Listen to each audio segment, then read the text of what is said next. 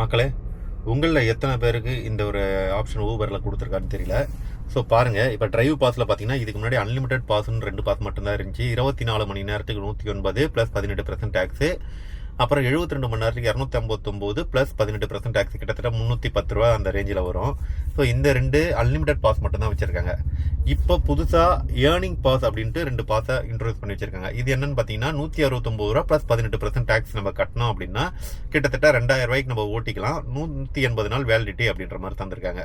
So 18% tax சேர்க்கும் போது அப்படி பார்த்தீங்கன்னா கிட்டத்தட்ட நமக்கு வந்து பார்த்தீங்கன்னா ஒரு இதில் ஒரு 25 ரூபாய்க்குன்னு ஆட் ஆகும். கிட்டத்தட்ட 190 ரூபா அந்த ரேஞ்சில் நமக்கு இந்த பாஸ் கிடைக்கும். 190ன்றதை விட 195 ரூபா அந்த ரேஞ்சில் அந்த பாஸ் கிடைக்கும். அதுக்கடுத்து பார்த்தீங்கன்னா 4000 ரூபாய்க்கு பார்த்தீங்கன்னா சம்பாதிக்கலாம்.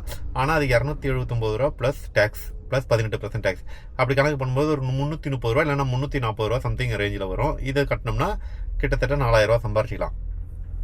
அப்போ 340 ரூபா கட்டி நம்ம 4000 ரூபா சம்பாதிக்கணும். கிட்டத்தட்ட ஊபரோட கமிஷன் பார்த்தீங்க அப்படின்னா என்ன இருக்குன்னு பார்த்தீங்கன்னா கிட்டத்தட்ட ஒரு ஆல்மோஸ்ட் ஒரு 9% கிட்ட வருது.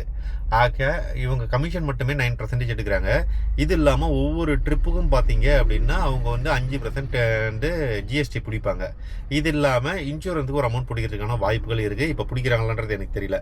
அப்படி பார்க்கும்போதும் பார்த்தீங்கன்னா ரேபிடோ, ஓலா இவங்கெல்லாம் கம்பேர் பண்ணும்போது ஊபர் வந்து இன்னும் காஸ்ட்லியாக தான் இருக்காங்க. பட் அவங்கக்கிட்ட கஸ்டமர் பேஸ் இருக்குன்றதுனால அவங்க தைரியமாக இதை பண்ணுறாங்க.